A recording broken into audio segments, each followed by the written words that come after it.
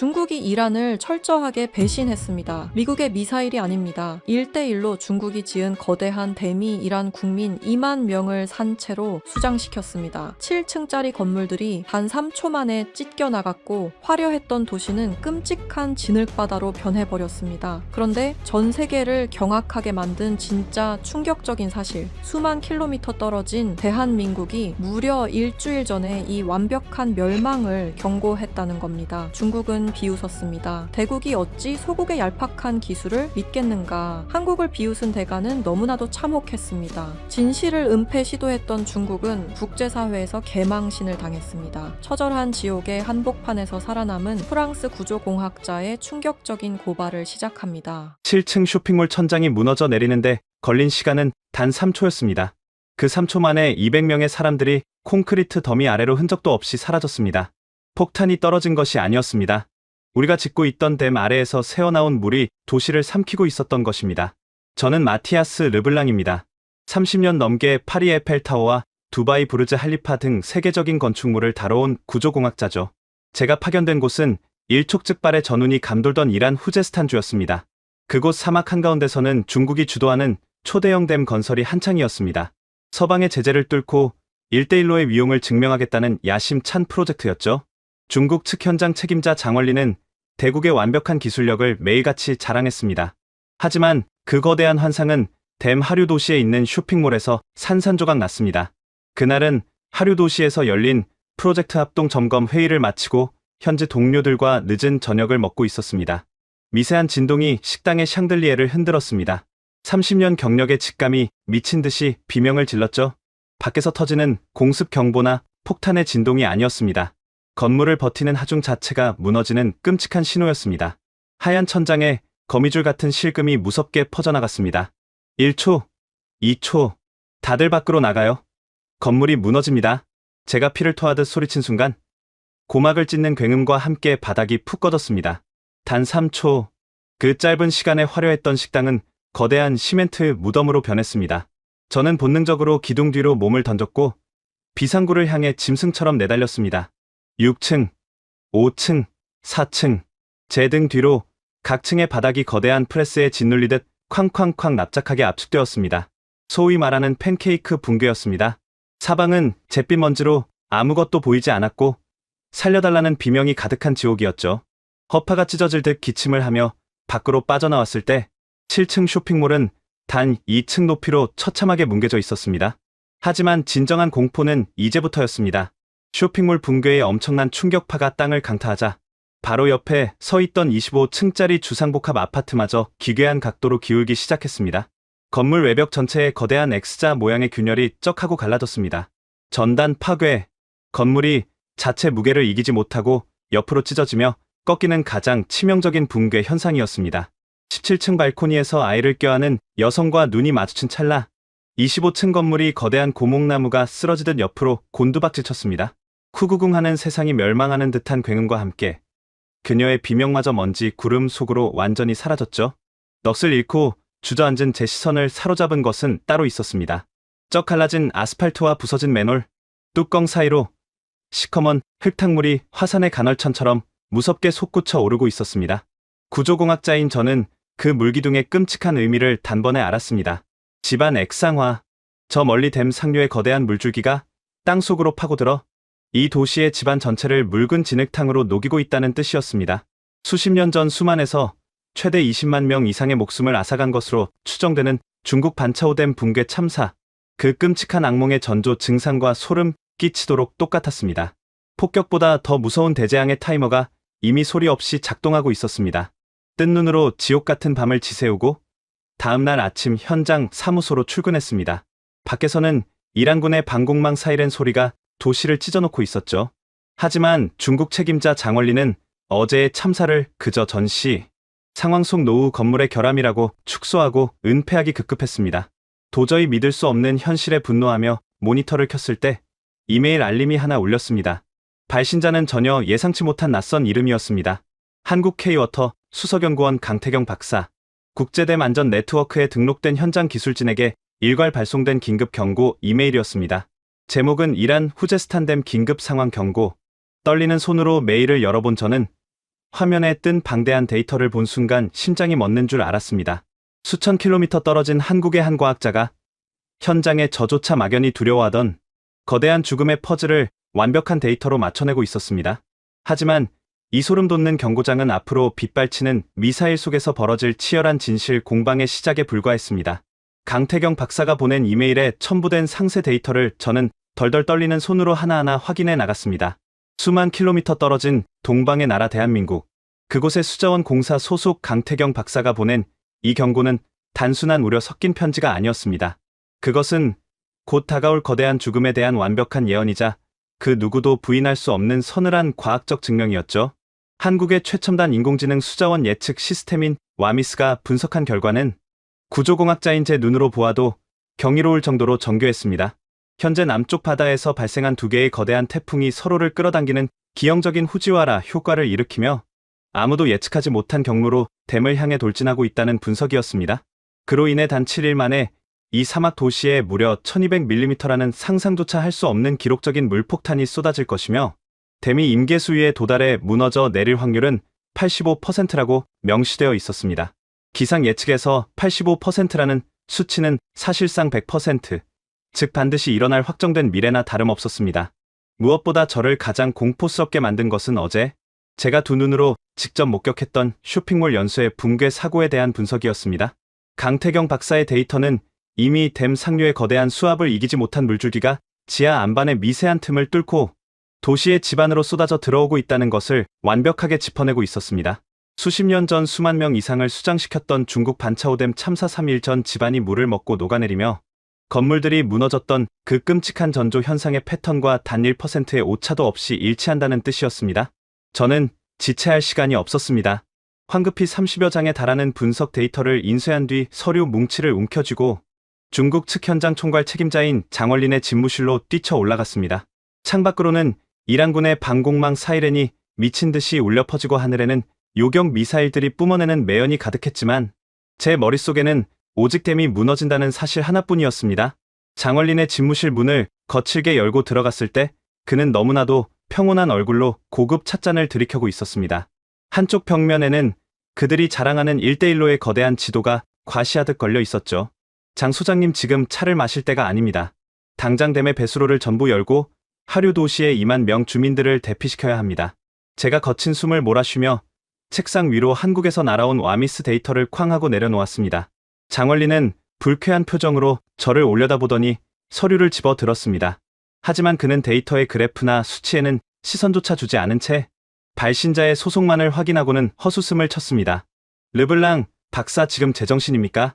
이 긴박한 전시 상황에 어디서 굴러먹다 온지도 모르는 아시아 소국의 데이터를 들고 와서 나에게 소리를 치는 겁니까? 소국의 데이터가 아닙니다. 보십시오. 강태경 박사의 와미스 시스템은 어제 쇼핑몰이 왜 무너졌는지 정확히 짚어냈습니다.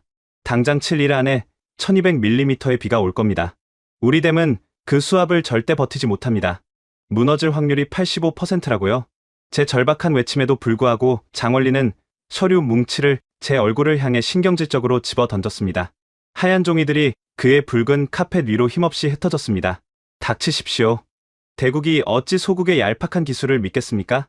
우리 베이징의 최고급 기상 전문가들은 예상 강우량을 고작 400mm로 발표했습니다. 400mm면 우리 댐은 끄떡도 하지 않습니다. 그는 자리에서 일어나 창밖의 혼란스러운 도시를 가리켰습니다. 그리고 밖을 보십시오. 지금 미국과 이스라엘의 선제 공습이 시작됐습니다. 이란 최고지도부마저 흔들리는 판국의 댐이 무너진다는 헛소문을 퍼뜨려 대피령을 내리라고요. 이란 당국도 절대로 허락하지 않을 겁니다. 전시 상황에 폭동이 일어날 테니까요. 사람이 2만 명이나 죽을 수도 있는 일입니다. 체면과 전쟁이 사람 목숨보다 중요하단 말입니까? 제가 핏대를 세우며 분노했지만 장원린의 표정은 얼음장처럼 차가웠습니다. 이 댐은 위대한 중화민족의 자존심이자 실크로드의 상징입니다. 적들의 폭탄이 떨어져도 우리는 이 댐을 지킬 겁니다. 다시는 쓸데없는 공포를 조장하지 마십시오. 다음번엔 현장 접근을 완전히 통제해버리겠습니다. 그의 단호하고도 잔인한 선언에 저는 말문이 막히고 말았습니다. 과학적 진실과 수만 명의 목숨이 한낱 강대국의 알량한 체면과 그릇된 자존심 앞에서 처참하게 짓밟히는 순간이었습니다.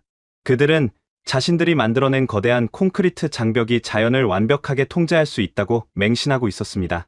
그 맹신이 얼마나 끔찍한 재앙을 불러올지 상상조차 하지 못한 채 말이죠. 절망감에 휩싸인 채 그의 집무실을 빠져나왔을 때 무겁게 가라앉아 있던 잿빛 하늘에서 마침내 굵은 빗방울이 제 뺨 위로 떨어지기 시작했습니다. 그것은 단순한 비가 아니었습니다. 바다 건너 한국의 과학자가 경고했던 완벽한 사형 집행이 마침내 시작되었다는 서늘한 신호였죠. 등 뒤로는 쉴 새 없이 폭탄이 터지는 굉음이 들려왔고 하늘 위로는 댐을 집어삼킬 거대한 먹구름이 검은 악마처럼 몰려오고 있었습니다. 전쟁의 화염과 대재앙의 물기둥이 동시에 덮쳐오는 완벽한 지옥의 문이 지금 막 활짝 열리고 있었습니다. 하늘에 거대한 구멍이 뚫린 것 같았습니다. 한국의 강태경 박사가 경고했던 소름 끼치는 예언 그대로였습니다. 메마른 사막의 도시 후제스탄 위로 평생 단 한 번도 본 적 없는 기괴하고 폭력적인 폭우가 쏟아지기 시작했습니다. 빗방울은 마치 하늘에서 쏟아지는 무수한 유리 파편처럼 날카롭게 온몸을 때렸습니다. 하지만 그것은 재앙의 절반에 불과했습니다. 검은 먹구름이 뱀처럼 다리를 튼 하늘 위로 귀를 찢는 굉음과 함께 미사일들이 붉은 불을 뿜으며 날아다니고 있었기 때문입니다. 미국과 이스라엘의 선제 공습이 본격적으로 시작된 것입니다. 도시 곳곳에서 시뻘건 화염이 솟구쳤고 폭탄이 터질 때마다 지축이 미친 듯이 요동쳤습니다. 불타오르는 전쟁의 화염과 도시를 익사시킬 듯이 쏟아지는 폭우, 물과 불이 동시에 세상을 멸망시키려 달려드는 완벽한 생지옥이 제 눈앞에 펼쳐지고 있었습니다. 저는 비바람을 뚫고 댐의 중앙 상황실로 미친 듯이 달려갔습니다. 상황실 내부는 이미 통제 불능의 아수라장이었습니다. 새빨간 경고등이 쉴 새 없이 돌아가며 사이렌이 울려 퍼졌고 거대한 모니터에 표시된 댐의 수위는 분 단위로 끔찍하게 치솟고 있었습니다. 강태경 박사가 경고했던 1200mm의 폭우, 그 엄청난 물량은 메마른 계곡을 순식간에 거대한 탕류로 바꾸어 놓았고 상류에서 쓸려 내려온 수만 톤의 토사와 거대한 바위 파편들이 댐의 배수로를 무참히 막아버리기 시작했습니다. 불과 몇 시간 전까지 대국의 기술력을 운운하며 오만하게 차를 마시던 현장 책임자 장원린의 모습은 온데간데 없었습니다. 그는 머리를 쥐어뜯으며 통제판 앞에서 짐승처럼 울부짖고 있었습니다. 배수로가 막혔습니다. 수문이 열리지 않아요. 수위가 이미 설계된 한계선을 넘었습니다. 중국인 엔지니어들의 절망적인 보고가 빗발쳤습니다. 저는 달려가 장원린의 멱살을 틀어쥐고 소리쳤습니다. 당장 대피령을 내려요. 당장 하류 도시 주민 2만 명을 피난시켜야 합니다. 당신들의 오만이 이 사태를 만들었어요. 장원린은 초점 잃은 눈으로 저를 바라보며 무너져 내렸습니다. 그의 목소리는 형편없이 떨리고 있었습니다. 마티아스 박사, 당신 말이 맞았어요. 아니, 한국의 그 K워터 박사 말이 전부 맞았습니다. 우리가 다 틀렸어요. 배수로가 완전히 막혀버렸습니다. 댐이 도저히 수압을 견디지 못할 겁니다. 하지만 지금은 대피시킬 방법조차 아무것도 없어요. 할 수 없다니 그게 무슨 소립니까? 당장 이란 군대에 연락해서 헬기를 띄우고 주민들을 고지대로 빼내야 할 것 아닙니까? 제 절규에 장원린은 절망적인 고개를 저었습니다. 전쟁입니다. 폭격이 시작됐다고요. 이란의 최고 지도부마저 생사를 알 수 없는 마당에 모든 군 병력은 방어, 전선으로 차출됐습니다. 헬기는 전투에 동원됐고 하류로 이어지는 도로는 방금 전 미사일 폭격으로 완전히 끊어졌습니다. 통신망도 거의 먹통입니다. 대피시킬 인력도 장비도 우리에겐 아무것도 남아있지 않습니다. 그 순간 저는 온몸에 피가 차갑게 식어내리는 것을 느꼈습니다. 구조공학자로서 숱한 재난 현장을 겪어봤지만 이렇게 완벽하게 퇴로가 차단된 죽음의 덫은 처음이었습니다. 한국의 와미스 시스템이 일주일 전부터 경고했던 그 끔찍한 죽음의 시나리오가 단일 초의 오차도 없이 현실이 되어가고 있었습니다. 과학의 경고를 묵살한 대국의 헛된 자존심과 인간이 벌인 참혹한 전쟁이 수만 명의 무고한 생명을 완벽한 사각지대로 몰아넣은 것입니다. 더 이상 이곳에서 할 수 있는 것은 아무것도 없었습니다. 저는 절망감에 몸을 끌고 댐 현장을 벗어나 산 중턱의 비상 대피 벙커를 향해 필사적으로 뛰기 시작했습니다. 밤 9시 47분. 평생 제 귓가에서 떠나지 않을 멸망의 시간이 찾아왔습니다. 산 중턱의 지하 벙커로 대피하던 제 등 뒤로 세상이 두 동강 나는 듯한 엄청난 파열음이 울려 퍼졌습니다. 120m 높이를 자랑하며 실크로드의 영광을 맹세했던 거대한 콘크리트 장벽, 그 경고했던 인류의 오만이 젖은 종이장처럼 처참하게 찢겨나갔습니다. 쿠구궁하는 굉음과 함께 댐 안에 갇혀있던 20억 톤의 물이 일거에 폭발하듯 쏟아져 내렸습니다. 그것은 단순한 홍수가 아니었습니다. 10층 건물 높이의 시커먼 물기둥이 시속 100km가 넘는 속도로 계곡을 타고 내려오며 눈앞에 보이는 모든 것을 무자비하게 분쇄하고 집어삼켰습니다. 저는 벙커의 두꺼운 방탄유리 너머로 하류 도시가 맞이한 최후의 순간을 똑똑히 목격했습니다. 미사일 폭격으로 이미 불길에 휩싸여 반쯤 폐허가 되어가던 도시는 이제 거대한 물의 폭탄을 맞고 완벽하게 지워지고 있었습니다.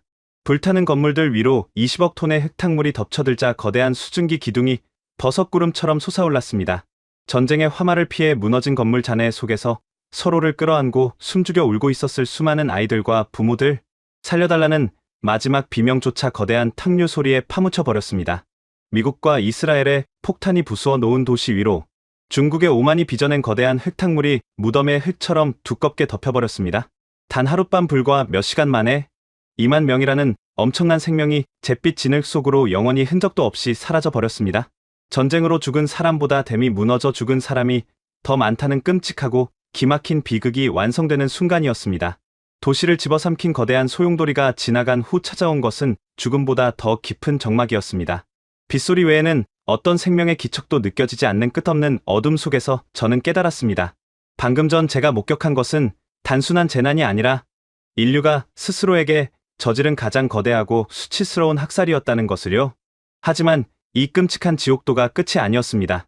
다음날 아침 해가 떠오르고 이 참혹한 죽음의 진흙탕 위로 전 세계를 뒤흔드는 거대한 파문이 일기 시작했습니다. 2만 명의 억울한 죽음 앞에 오만한 대국들의 추악한 민낯이 마침내 전 세계 앞에 낱낱이 드러나려 하고 있었기 때문입니다.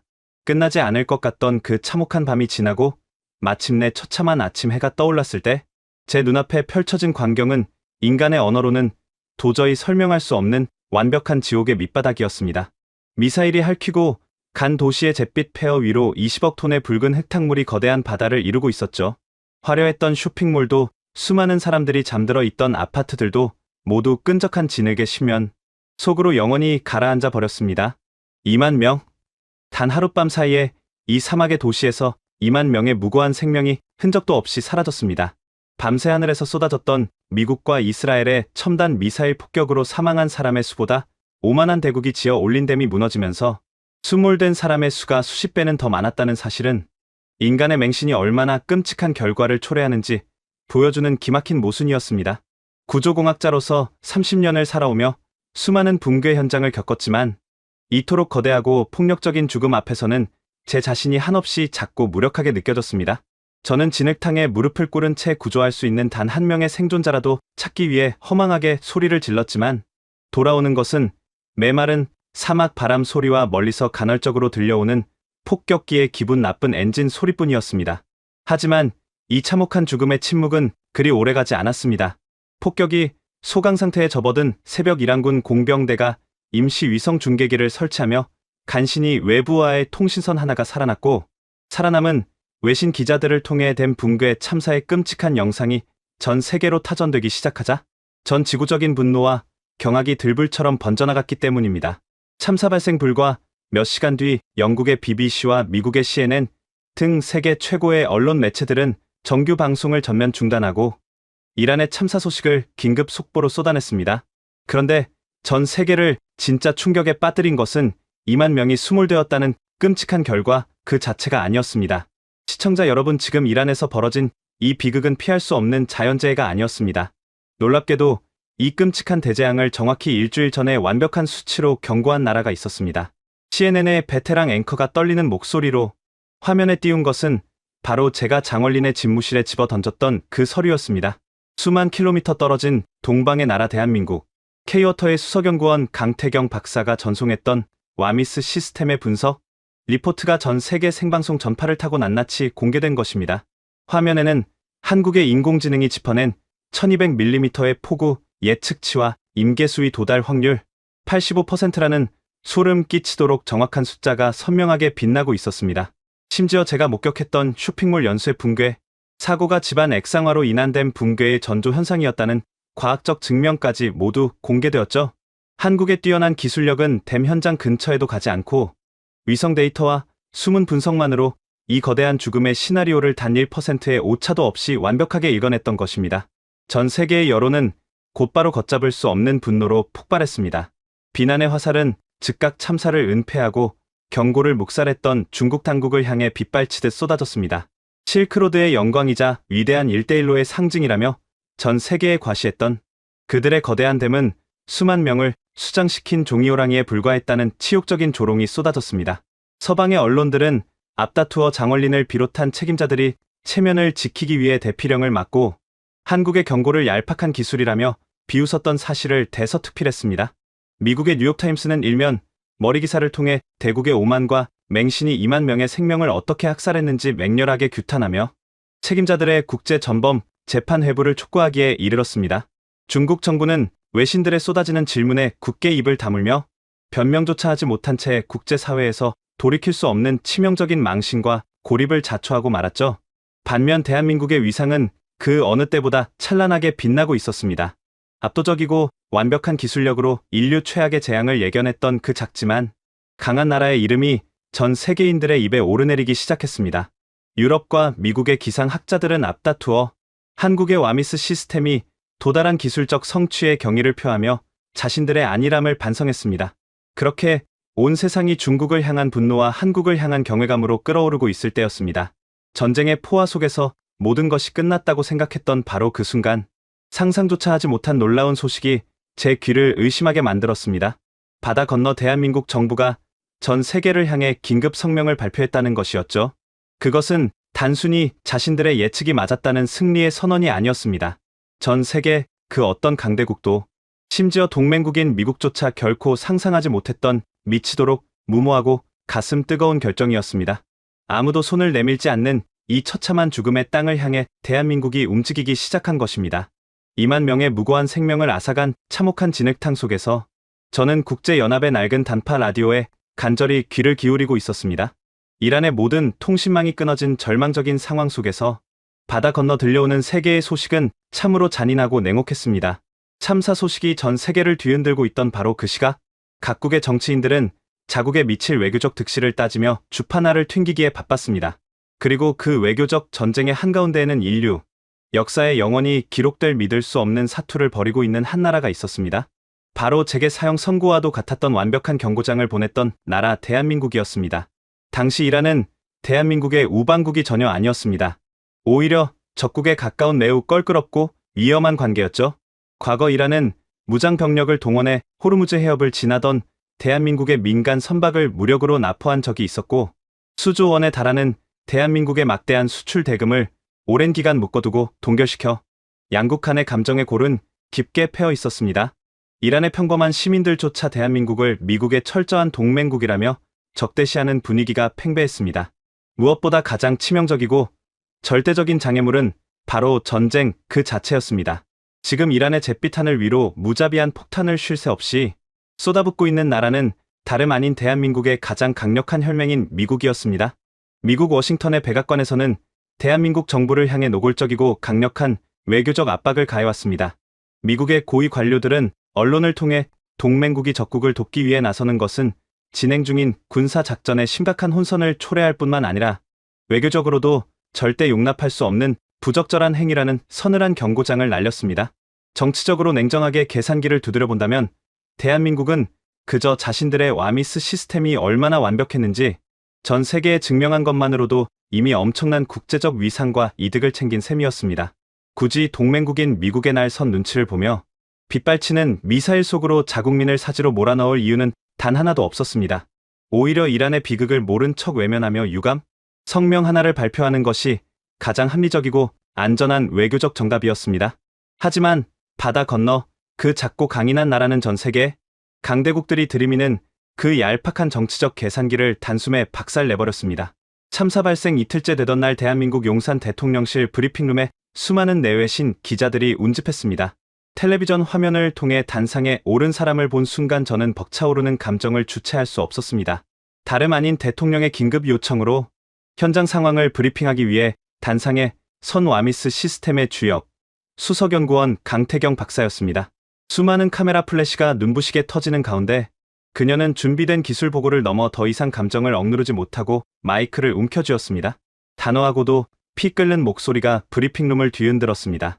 전 세계 언론과 강대국들은 지금 누가 맞았고 누가 틀렸는지 책임 공방과 외교적 득실에만 혈안이 되어 있습니다. 하지만 여러분, 지금 이 순간에도 이란 후제스탄주의 무너진 댐 하류에서는 2만 명의 사람들이 차가운 진흙더미 아래에 묻혀 숨을 거뒀고 아직 살아있는 생존자들조차 서서히 처절하게 질식해가고 있습니다. 우리는 일주일 전에 이 참사를 예측했고 우리 대한민국에 있는 첨단 구조 기술과 로봇 장비가 당장 현장에 투입된다면 수천 명의 목숨을 더 살려낼 수 있습니다. 진흙 속에서 피를 흘리며 죽어가는 그 어린아이들이 어느 나라 국민이고 어떤 이념을 가졌는지가 지금 당장 중요합니까? 사람이 숨을 거두고 있다는 참혹한 현실, 그 하나만이 우리가 당장 움직여야 할 유일하고도 절대적인 이유입니다. 강태경 박사의 뼈를 때리는 묵직한 호소에 브리핑룸은 쥐 죽은 듯한 정적에 휩싸였습니다.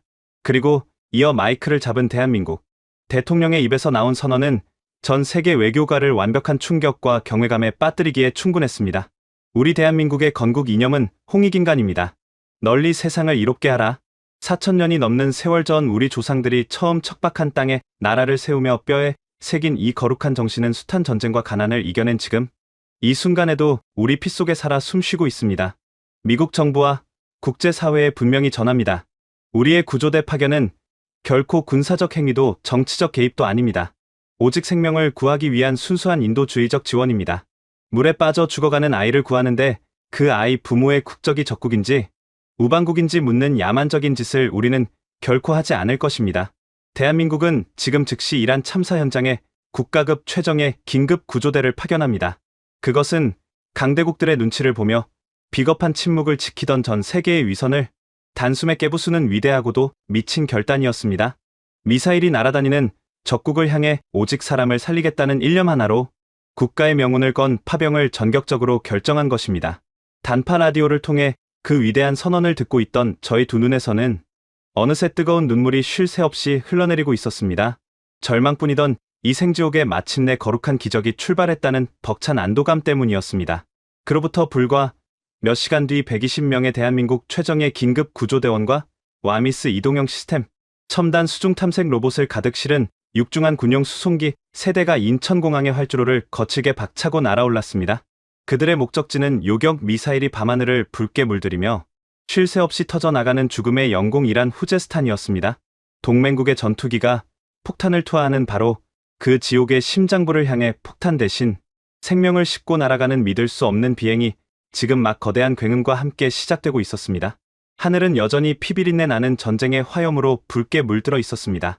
미국의 첨단 전투기들이 쉴 새 없이 폭탄을 쏟아붓고 이란의 대공 미사일이 밤하늘을 무섭게 가르며 날아다니는 끔찍한 사지, 그 누구도 감히 접근할 엄두조차 내지 못하는 완벽한 죽음의 영공이었습니다.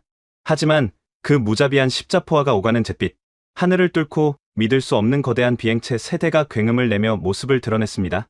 대한민국 공군의 육중한 군용 수송기였습니다.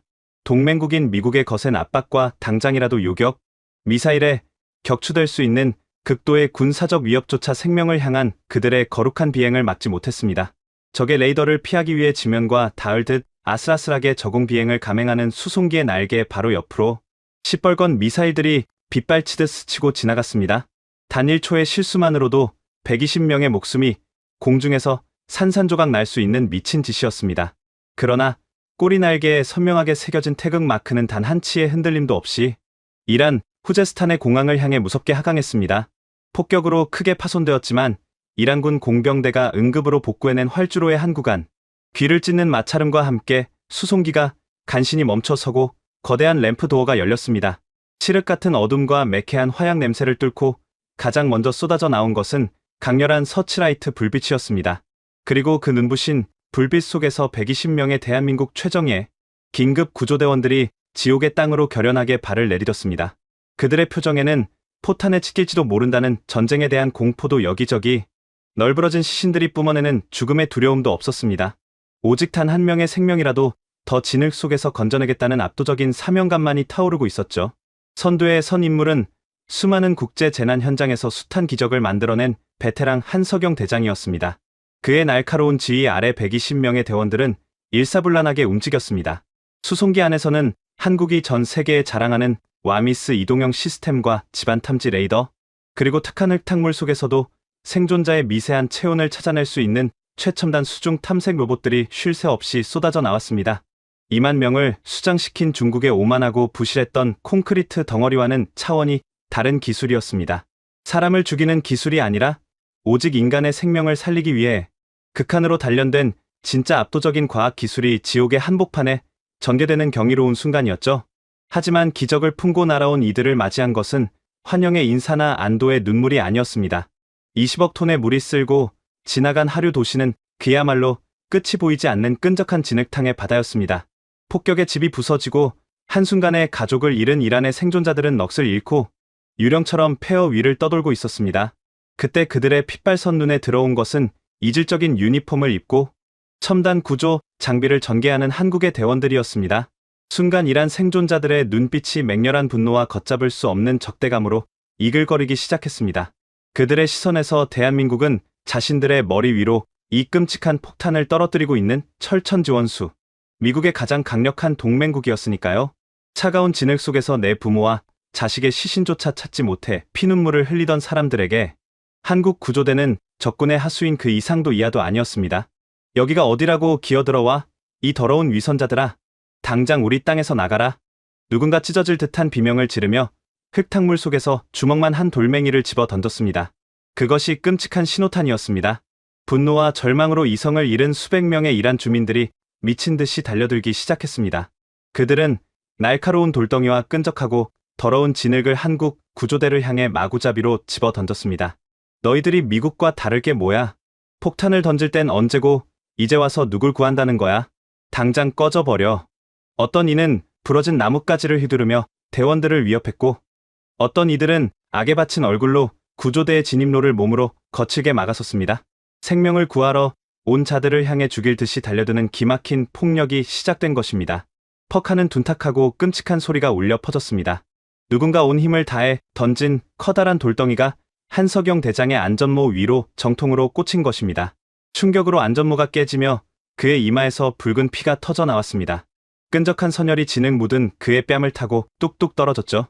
현장에 있던 프랑스인인 저조차 그들의 맹렬하고 통제불능인 적대감에 극심한 공포를 느끼고 황급히 뒷걸음질을 쳤습니다.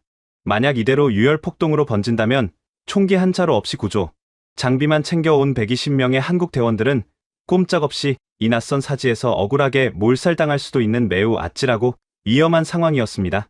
그런데 그 극한의 적대감과 살기 앞에서도 한국의 대원들은 도망치지도 맞서 싸우지도 않았습니다. 그들은 자신들을 향해 쏟아지는 차가운 돌멩이와 모욕적인 진흙, 세례를 그저 묵묵히 온몸으로 받아내고 있었습니다. 한석영 대장은 피가 흐르는 이마를 닦지도 않은 채 오히려 두 팔을 벌려 대원들에게 그 어떤 방어나 물리적 대응도 절대 하지 말 것을 지시했습니다. 대원들 들어라. 이 사람들은 지금 세상에서 가장 사랑하는 가족을 잃었다. 우리를 향해 던지는 저 아픈 돌멩이는 그저 분노가 아니라 제발 내 가족을 살려달라는 가장 처절하고 슬픈 비명이다. 단 한 발자국도 물러서지 마라. 우리는 그 어떤 변명도 필요 없이 오직 살리러 온 거다. 그의 목소리는 빗발치는 포화와 군중의 고성 속에서도 흔들림 없이 단단하고 거룩했습니다. 저는 제 두 눈을 의심했습니다. 전쟁터라는 미친 공간에서 적국을 향해 목숨을 걸고 날아와 온갖 수모와 폭력을 당하면서도 그들의 깊은 슬픔을 온전히 이해하고 껴안으려는 사람들을 저는 평생 단 한 번도 본 적이 없었기 때문입니다. 바로 그때였습니다. 와미스 이동영 집안 탐지기에서 짧고 날카로운 경고음이 울렸습니다. 쏟아지는 돌팔매질 속에서 한석영 대장이 천천히 그러나 아주 묵직하게 발걸음을 옮기기 시작했습니다. 그가 향한 곳은 가장 분노하여 돌을 던지던 한 이란 노인의 뒤편이었습니다. 거대한 콘크리트 잔해와 철근이 끔찍하게 얽혀 완전히 붕괴된 거대한 쓰레기 무덤, 단 1%의 생존 가능성조차 보이지 않는 그 참혹한 죽음의 무덤을 향해 한 대장이 무방비 상태로 묵묵히 진흙탕을 뚫고 걸어 들어가고 있었습니다. 하늘을 뒤덮은 자욱한 매연과 피비린내 나는 진흙 속에서 시간은 참혹하게 흘러갔습니다. 미사일의 폭음과 이란 주민들의 악에 바친 고함 소리가 온 도시를 찢어놓을 듯 울려 퍼졌죠. 하지만 그 아비규환의 한복판에 우뚝 선 한석영 대장의 걸음은 기이할 정도로 묵직하고 평온했습니다. 방금 전 그의 이마를 강타했던 돌덩이는 여전히 붉은 피를 뚝뚝 흘려보내고 있었지만 그의 시선은 오직 와미스 이동영 집안 탐지기의 미세한 불빛만을 쫓고 있었습니다. 그가 다가간 곳은 거대한 철근과 젖은 콘크리트 잔해가 무자비하게 얽혀버린 끔찍한 쓰레기 덤이었습니다. 붕괴 사고로 죽은 사람들의 시신이 가장 많이 뒤엉켜 있을 것으로 추정되는 단 1%의 생존 가능성조차 보이지 않는 완벽한 죽음의 무덤이었죠. 한 대장을 향해 가장 맹렬하게 돌을 던지던 이란 노인의 목소리가 날카롭게 공기를 갈랐습니다. 이 이선자 놈아, 거기서 뭐 하는 거냐? 우리 손녀가 묻혀있는 곳이다. 당장 꺼져. 내 손녀의 마지막 가는 길마저 네 더러운 발로 짓밟지 말라고. 노인은 주먹만 한 진흙 덩어리를 뭉쳐 한석영 대장의 등에 거칠게 내리꽂았습니다. 퍽 하는 소리와 함께 대장의 유니폼이 엉망으로 얼룩졌지만 그는 단 한 번도 뒤돌아보지 않았습니다. 오히려 그는 무너진 콘크리트 덩어리 위로 천천히 무릎을 꿇었습니다. 120명의 한국 대원들은 침묵 속에서 일사불란하게 움직이기 시작했습니다. 그들은 날아오는 돌팔매질과 모욕적인 욕설을 묵묵히 온몸으로 받아내며 집안 탐지기가 가리키는 정확한 좌표를 중심으로 원형의 진영을 짰습니다. 무거운 절단기가 굉음을 내며 두꺼운 철근을 끊어냈고 대원들은 삽과 곡괭이 대신 온전히 맨손으로 무너진 잔해를 하나씩 치우기 시작했습니다. 행여나 기계의 미세한 진동이 아래에 묻혀있을지 모를 생존자에게 치명적인 충격을 줄까봐 피가 나고 살점이 떨어져 나가는 맨손 작업만을 고집하는 것이었습니다.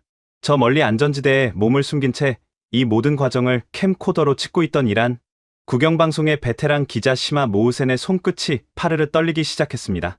불과 며칠 전 미국의 공습으로 눈앞에서 남편의 끔찍한 시신을 수습해야 했던 그녀에게 미국과 굳건한 동맹을 맺고 있는 대한민국 구조대는 그저 소름 끼치는 위선자 집단에 불과했습니다.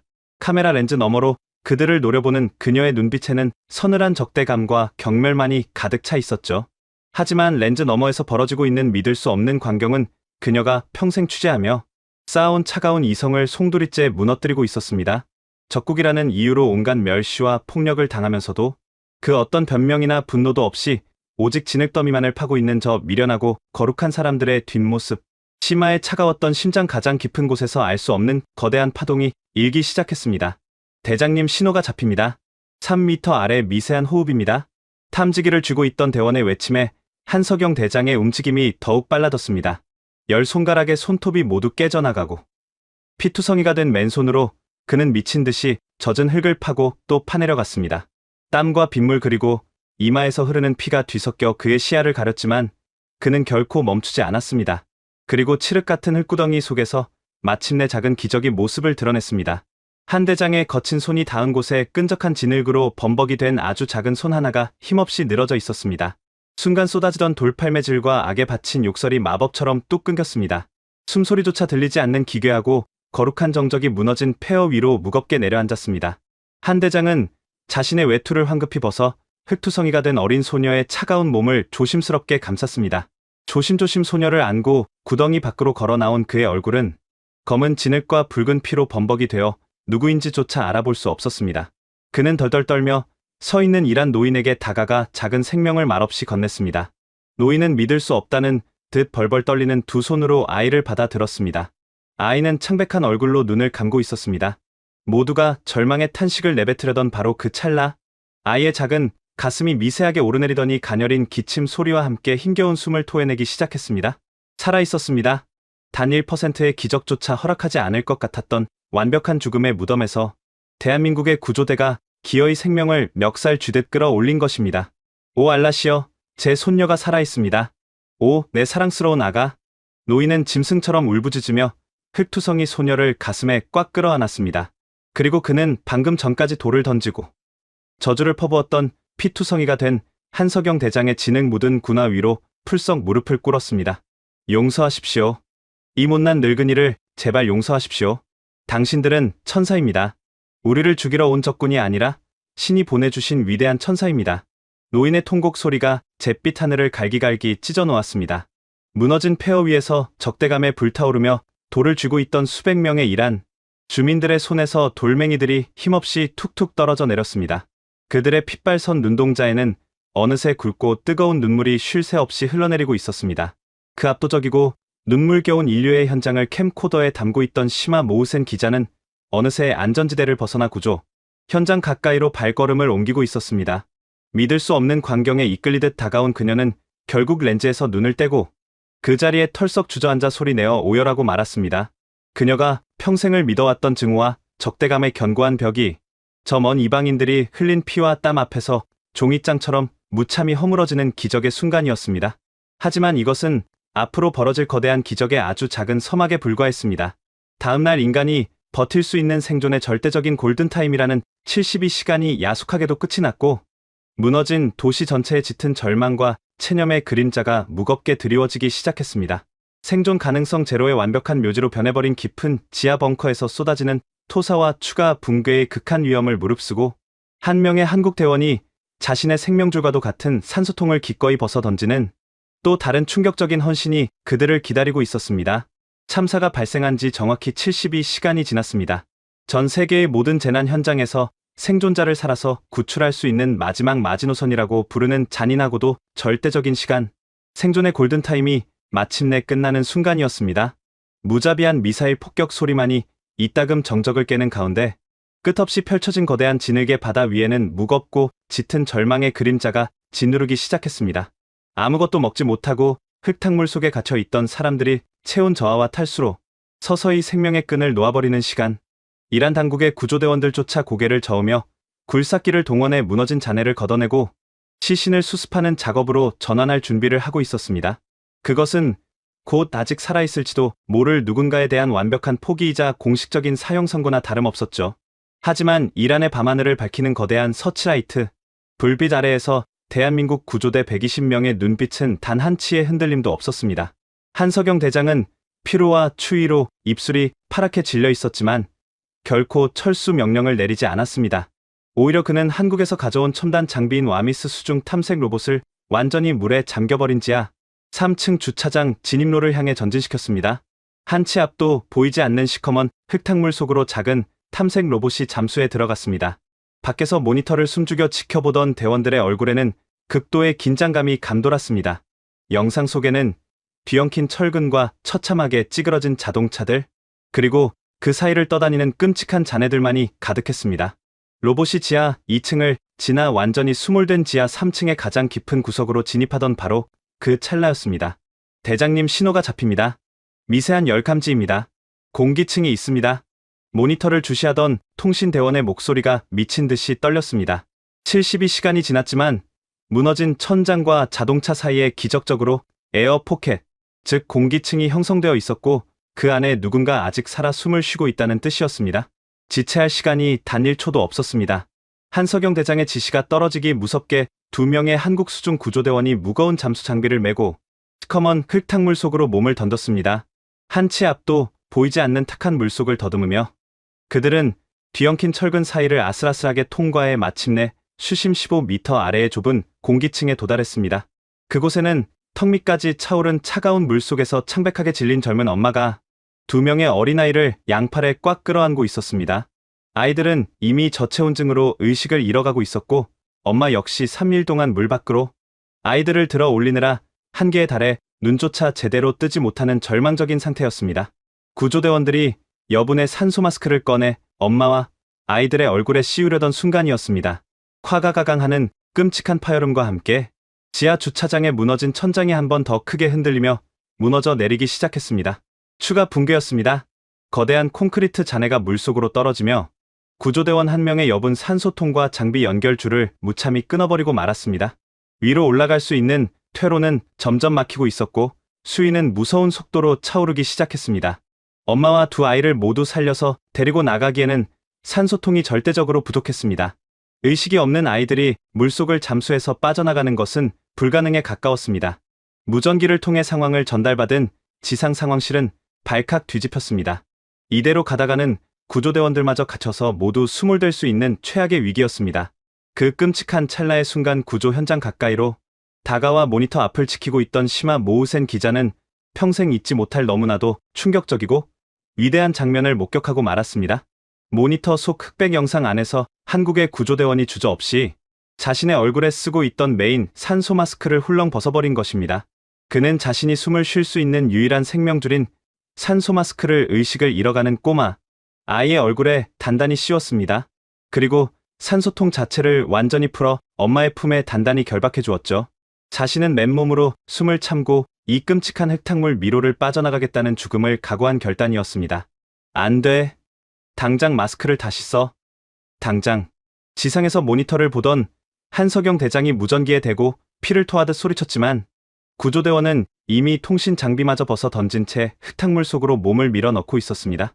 엄마와 두 아이를 이끌고 앞장선 동료 대원의 뒤를 따라 그는 숨을 참고 그 어둡고 차가운 심연을 필사적으로 헤엄치기 시작했습니다. 1분, 2분 시간이 지날수록 지상에서 지켜보는 모든 이들의 피가 말라갔습니다. 인간이 숨을 참고 극한의 공포 속에서 탁한 물속을 빠져나오는 것은 초인적인 한계를 요구하는 일이었습니다. 그리고 마침내 수면 위로 거친 물보라가 일며 구조대원과 함께 갓난아이와 꼬마 그리고 엄마가 차례로 물 밖으로 솟구쳐 올랐습니다. 기적이 일어났습니다. 하지만 자신의 산소를 내어주었던 한국 대원은 수면 위로 올라오자마자 검은 피를 토하며 그대로 정신을 잃고 쓰러지고 말았습니다. 동료들이 미친 듯이 달려들어 그를 끌어올렸고 흉부 압박을 시작했습니다. 이 모든 믿을 수 없는 숭고한 희생의 과정을 카메라 렌즈로 생생하게 지켜보고 있던 시마 모우센 기자는 더 이상 솟구치는 눈물을 참지 못했습니다. 그녀는 흙바닥에 주저앉아 카메라를 움켜쥔 채 이란 전역으로 송출되는 국영방송의 생방송 마이크를 잡고 오열하기 시작했습니다. 국민 여러분, 지금 제 두 눈앞에서 기적이 일어났습니다. 우리를 향해 미사일을 쏘는 미국의 동맹국이라며 우리가 돌을 던지고 저주했던 한국의 구조대원이 방금 이란의 어린아이를 살리기 위해 자신의 산소통을 벗어 던졌습니다. 그가 지금 진흙 속에서 피를 토하며 쓰러져 있습니다. 우리는 도대체 무슨 짓을 한 겁니까? 알라시여, 제발 저 위대한 영웅을 살려주십시오. 그녀의 처절하고 진실된 눈물은 텔레비전 전파를 타고 전쟁과 참사로 얼어붙어 있던 이란 전역의 수천만 시민들의 심장을 거세게 쥐고 흔들기 시작했습니다.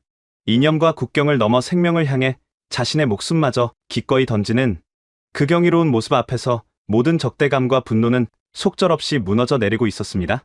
의식을 잃은 한국 대원의 희미한 맥박이 다시 뛰기 시작했다는 무전이 울려 퍼졌을 때 시마 모우센은 카메라를 내려놓고 피투성이가 된 한석영 대장에게 다가가 평생 품어왔던 가장 무겁고도 거대한 질문을 던질 준비를 하고 있었습니다.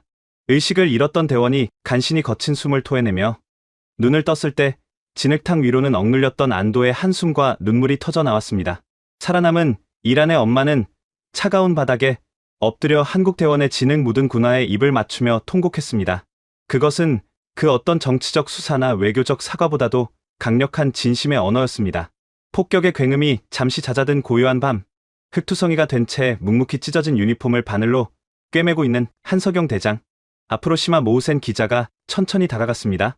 그녀의 손에는 생방송 중인 마이크가 들려 있었고 그 너머로는 수천만 명의 이란 국민들이 이 순간을 숨죽여 지켜보고 있었습니다. 시마 기자의 목소리는 짙은 슬픔과 경외감으로 젖어 파르르 떨리고 있었습니다. 대장님, 저는 오늘 당신들이 보여준 믿을 수 없는 기적을 두 눈으로 똑똑히 보았습니다. 하지만 저는 아직도 이해할 수가 없습니다. 우리는 당신들의 수출 대금을 묶어두었고 당신들의 배를 납치했었으며 지금은 당신들의 가장 강력한 동맹국인 미국과 피 튀기는 전쟁을 하고 있습니다. 우리는 당신들을 적국이라 부르며 돌을 던졌습니다. 도대체 왜 당신의 부하가 죽을 수도 있는 저 어두운 물속에서 적국의 아이를 위해 자신의 산소통을 벗어 던진 겁니까? 무엇이 당신들을 이 미친 지옥으로 끌고 온 것입니까? 그녀의 질문은 이란 국민 전체가 묻고 싶은 거대하고도 날카로운 의문이었습니다. 카메라의 붉은 불빛이 한석영 대장의 피 묻은 이마와 굳게 담은 입술을 향했습니다. 그는 서두르지 않았습니다. 손등으로 이마에 묻은 끈적한 진흙을 훔쳐낸 그는 렌즈를 똑바로 응시하며 났지만 쇳덩이처럼 단단한 목소리로 입을 열었습니다. 저희가 이곳에 오기 전 조국인 대한민국은 외교적으로 엄청난 비난과 압박을 받았습니다. 적국을 돕는 미친 짓이라는 조롱도 들었죠. 하지만 우리 대한민국의 피 속에는 4,000년이 넘는 세월 전 조상들이 처음 나라를 세울 때부터 단 한 번도 잊지 않고 심장에 새겨온 위대한 네 글자가 있습니다. 한 대장은 잠시 숨을 고르고 카메라를 향해 그 거룩한 철학을 또박또박 뱉어냈습니다. 바로 홍익인간입니다. 널리 인간 세상을 이롭게 하라. 그것이 우리 대한민국의 건국 이념입니다. 계산기를 두드려 적군과 아군을 나누고 이익을 쫓는 것은 정치가들이 할 일입니다. 하지만 저희는 구조대입니다. 흙더미에 깔려 숨이 넘어가는 어린아이의 얼굴에는 국적도 이념도 적대감도 쓰여 있지 않습니다. 생명은 그 자체로 절대적이고 거룩한 것입니다. 이 세상 그 어떤 미사일도 그 어떤 정치적 이해관계도 죽어가는 사람을 살려야 한다는 이 당연하고도 위대한 홍익인간의 정신을 결코 이길 수 없습니다. 우리는 오직 사람을 살리기 위해 이곳에 왔고 마지막 한 명을 구하는 그 순간까지 결코 멈추지 않을 것입니다. 그의 인터뷰는 화려한 수식어도 변명도 없었지만 그 어떤 강력한 무기보다 강렬하게 사람들의 마음을 찔렀습니다. 널리 세상을 이롭게 하라는 홍익인간. 그 생경하지만 가슴을 울리는 네 글자의 철학이 페르시아어로 번역되어 이란 전역에 생방송으로 울려 퍼진 그 순간 이란이라는 거대한 국가의 심장이 송두리째 흔들리기 시작했습니다. 다음날 아침 동이 트고 잿빛 안개가 걷히기 시작할 무렵 저는 제 평생 결코 믿을 수 없는 위대한 인간 승리의 장면을 목격했습니다. 어제까지만 해도 한국 대원들을 향해 날카로운 돌멩이와 진흙을 던지며 저주를 퍼붓던 이란의 주민들이 하나둘씩 무너진 댐 하류의 구조 현장으로 모여들기 시작한 것입니다. 그들의 손에는 무기가 없었습니다. 폭격으로 자신들의 집이 무너지고 먹을 것이 턱없이 부족한 상황에서도 그들은 낡은 담요와 따뜻한 차, 그리고 갓 구운 빵을 두 손에 소중히 들고 있었습니다. 누군가 서툰 솜씨로 하얀 천에 검은 수트로 삐뚤빼뚤하게 글씨를 적어 내걸었습니다. 코리아, 고마워. 홍익인간을 영원히 기억하겠습니다. 수백 아니 수천 명의 이란 시민들이 진흙투성이가 된 한국 대원들에게 다가가 따뜻한 차를 건네며 눈물을 흘렸습니다. 어제 한석영 대장에게 가장 큰 돌을 던졌던 노인은 맨손으로 진흙을 파내고 있는 대원들 옆에 말없이 엎드려 함께 맨손으로 흙을 파기 시작했습니다. 이념의 벽이 무너지고 종교의 다름이 사라졌으며 전쟁의 총성마저 인간의 위대한 연대 앞에서는 무기력해졌습니다. 전쟁터의 한가운데서 피어난 이 눈물겨운 기적의 장면은 시마 모우센 기자의 카메라를 통해 CNN과 BBC 등 전 세계의 주요 언론사로 생중계되었습니다. 전 세계의 시민들은 TV 화면 앞에서 국경을 초월한 대한민국의 위대한 인류애를 보며 감동의 눈물을 흘렸습니다. 미국 워싱턴의 콧대 높은 정치인들조차 한국의 결단을 비난했던 자신들의 옹졸함을 부끄러워하며 침묵할 수밖에 없었습니다. 폭탄을 떨어뜨리는 나라와 그 폭탄 속으로 들어가 생명을 구하는 나라, 그 극명한 대비 속에서 대한민국은 무력이 아닌 거룩한 철학으로 전 세계의 존경을 받는 진정한 인류 국가로 우뚝 서고 있었습니다. 하지만 이 위대한 기적의 여정은 이제 막 절정에 달하고 있었을 뿐입니다. 모든 구조가 끝난 뒤 그들이 이란 땅을 떠나는 날, 아침 공항에서 벌어진 일은 인류 역사상 가장 아름답고 눈물겨운 배웅으로 기록될 준비를 마쳤기 때문입니다. 미사일의 폭음과 참혹한 피비린내가 진동하던 잿빛 지옥에서 대한민국 최정예 구조대 120명이 만들어낸 기적의 시간은 정확히 2주일 동안 이어졌습니다. 그 2주일은 인류 역사상 가장 잔혹했던 전쟁의 한가운데서 피어난 가장 거룩하고 위대한 생명의 서사시였습니다. 120명의 한국 대원들은 잠을 자지 않았습니다. 교대할 인력조차 턱없이 부족한 상황 속에서 그들은 진흙탕에 쓰러져 쪽잠을 청했고 깨진 손톱 사이로 피가 흘러내려도 결코 무너진 잔해 속에서 맨손을 거두지 않았습니다. 와미스 수중 탐색 로봇은 인간이 접근할 수 없는 가장 깊고 위험한 수몰 지역을 쉴 새 없이 누비며 미세한 생명의 징후를 찾아냈고 대원들은 그 신호가 떨어지기 무섭게 목숨을 걸고 시커먼 물속으로 뛰어들었습니다. 그 결과는 전 세계의 어떤 첨단 재난 매뉴얼로도 설명할 수 없는 압도적인 기적이었습니다. 단 1%의 생존 가능성조차 없다며 모두가 포기했던 완벽한 죽음의 무덤에서 한국 구조대는 무려 3,400명이라는 믿을 수 없는 숫자의 생존자들을 살아서 빛이 있는 물 밖으로 끌어올렸습니다. 3,400명. 그것은 단순한 숫자가 아니었습니다. 누군가의 소중한 아들이자 딸이었고 어떤 집안의 기둥이었으며 이란이라는 국가의 핏줄이 다시 뛰게 만든 숭고한 숨결이었습니다. 한국 대원들의 초인적인 헌신과 희생은 이란이라는 거대한 국가의 심장을 완벽하게 비바꿔 놓았습니다. 매일 아침 구조 현장 주변으로는 수만 명의 이란 시민들이 구름 떼처럼 몰려들었습니다. 그들은 더 이상 한국을 미국의 동맹국이라 부르며 적대시하거나 돌을 던지지 않았습니다. 자신들 역시 굶주리고 헐벗은 피난민 신세였으면서도 그들은 어디서 구했는지 모를 깨끗한 생수와 갓 구운 따뜻한 빵을 한국 대원들의 진흙 묻은 품에 억지로 안겨주며 소리내어 울었습니다. 거리 곳곳에는 무너진 건물 잔해를 지지대 삼아 코리아 고마워. 우리는 홍익인간을 영원히 기억할 것입니다라는 서툰 페르시아어 현수막이 깃발처럼 펄럭였습니다. 그리고 구조 작업이 막바지에 달했을 무렵 전 세계를 다시 한번 뒤흔드는 거대한 사건이 발생했습니다. 굳게 닫혀있던 이란 최고 지도자의 입이 마침내 열린 것입니다. 국영방송을 통해 전 세계에 생중계된 특별 성명에서 그는 쉰 목소리로 처절한 참회와 벅찬 감사를 쏟아냈습니다. 우리 국민 2만 명이 목숨을 잃은 이 참혹한 비극은 적의 미사일 때문이 아니었습니다. 대국이라 자처하며 우리에게 완벽한 기술을 약속했던 오만한 나라의 얄팍한 거짓말이 우리 국민을 진흙탕 속에 수장시켰습니다. 우리는 그들의 헛된 체면을 믿는 돌이킬 수 없는 치명적인 실수를 저질렀습니다. 하지만 칠흑 같은 절망 속에서 우리에게 생명의 밧줄을 던져준 것은 우리가 적국이라며 배척했던 대한민국이었습니다. 폭탄이 떨어지는 지옥불 속으로 뛰어들어 자신의 산소통마저 기꺼이 내어준 그 위대한 영웅들 앞에서 저는 이란의 지도자로서 한없이 부끄럽고 또한 한없이 감사합니다. 진정한 적은 폭탄을 떨어뜨리는 자가 아니라 죽어가는 생명을 외면하는 자이며, 진정한 형제는 피를 나눈 자가 아니라 피를 흘리며 우리를 구하러 온 자들입니다. 이란은 대한민국이 보여준 홍익인간의 위대한 은혜를 역사에 새기고 영원히 잊지 않을 것입니다. 그것은 강대국의 알량한 자존심과 이념의 장벽이 대한민국의 거룩한 철학 앞에서 완전히 굴복하고 무너져 내리는 역사적인 항복 선언이자 가장 찬란한 승리의 순간이었습니다. 중국 당국은 전 세계의 맹렬한 조롱과 비난 속에 철저히 고립되었고, 미국 워싱턴의 정치인들조차 생명을 향한 한국의 숭고한 결단 앞에서는 어떤 외교적 비판도 가할 수 없음을 인정하며 침묵을 지켜야만 했습니다. 마침내 약속했던 이 주일의 구조 작전이 모두 끝나고 120명의 대한민국 구조대원들이 고국으로 돌아가기 위해 응급 복구된 공항 활주로에 섰을 때 저는 제 60평생 결코 잊을 수 없는 가장 압도적이고 눈물겨운 장관을 목격했습니다.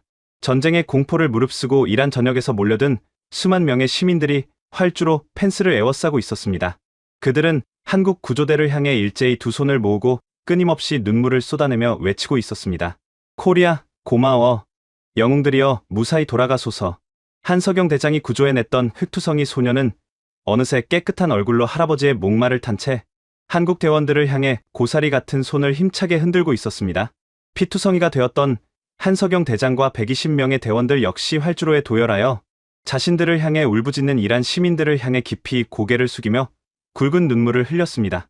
국경도 종교도 이념도 모두 달랐지만 그 순간 공항에 있던 모든 인간의 마음은 생명이라는 가장 거룩하고 위대한 이름 아래 하나로 완벽하게 연결되어 있었습니다. 이후 국제사회는 완전히 뒤바뀌었습니다.